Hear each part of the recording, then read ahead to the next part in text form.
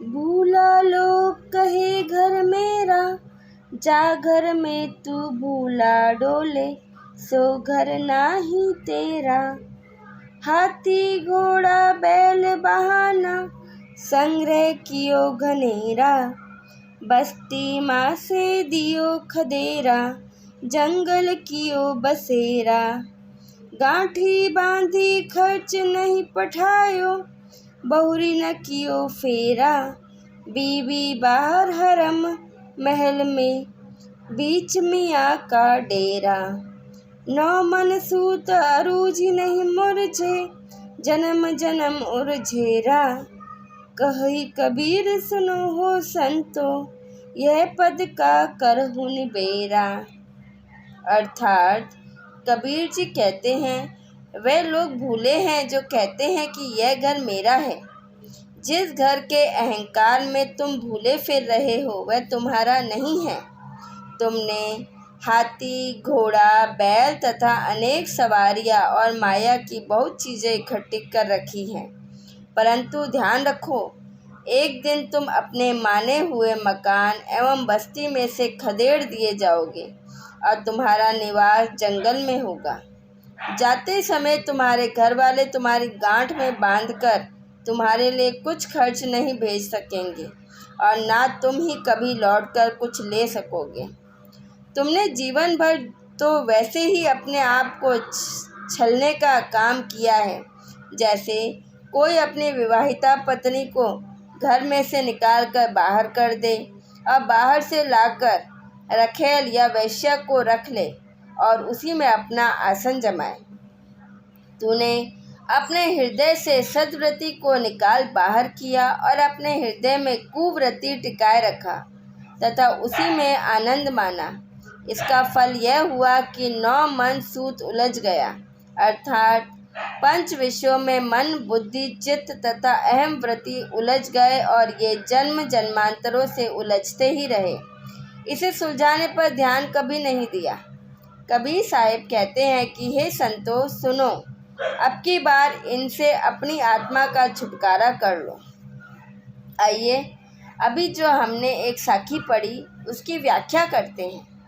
हम एक भूखंड खरीदते हैं, उसका अपने नाम से बेनामा कराते हैं।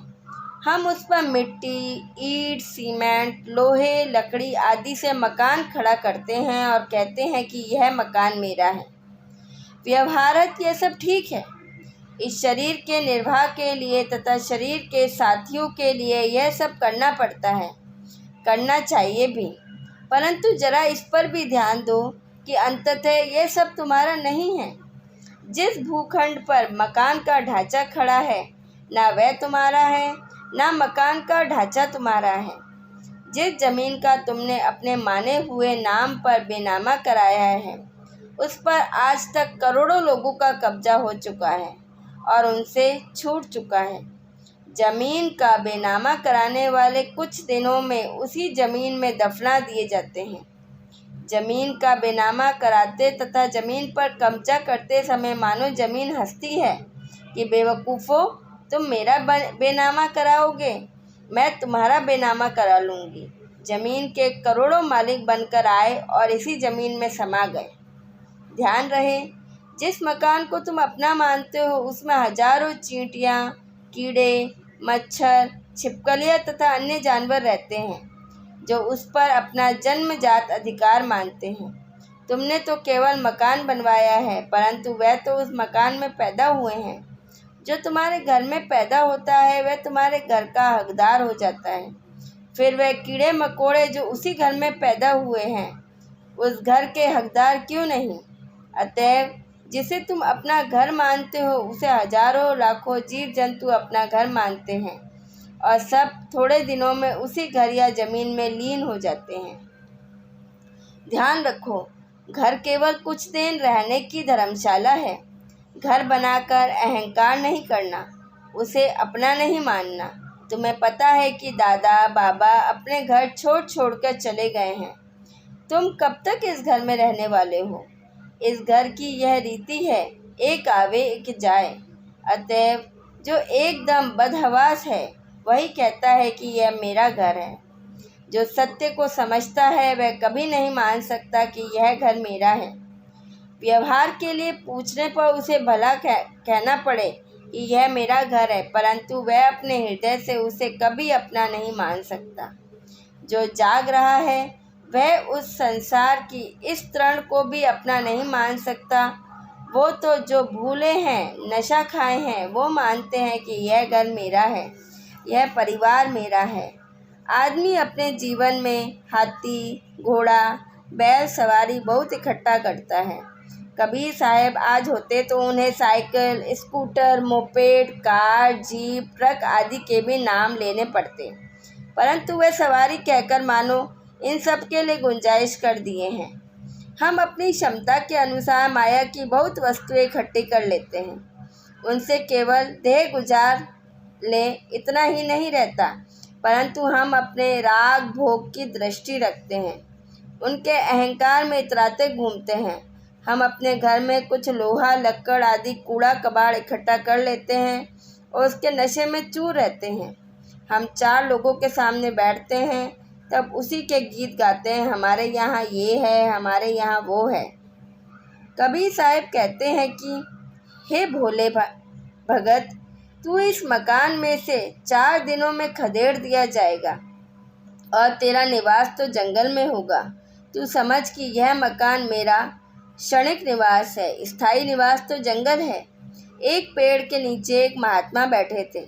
उधर से एक बना ठना बाबू घोड़े पर बैठा आ गया। उसने साधु से पूछा, बस्ती किधर है? महात्मा ने उसे शमशान की तरफ इशारा कर दिया। वह शमशान में पहुंचकर बहुत हैरान हुआ। लौटकर पुनः साधु के पास पहुंचा और उन्हें भला बुरा कहा।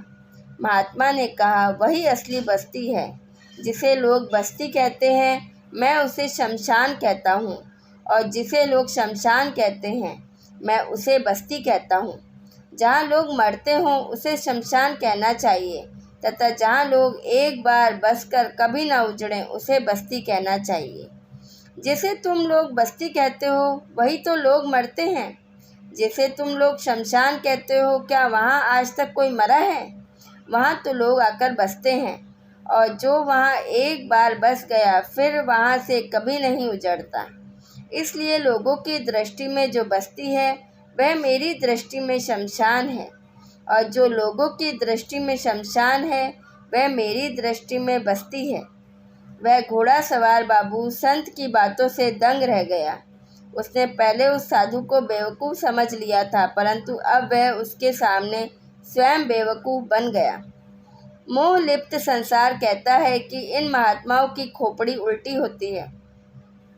राजा, योगी, अगिन, जल, इनकी उल्टी रीति यह उदाहरण देता है, परंतु साधु की खोपड़ी सीधी होती है, क्योंकि वह मोह से परे हैं।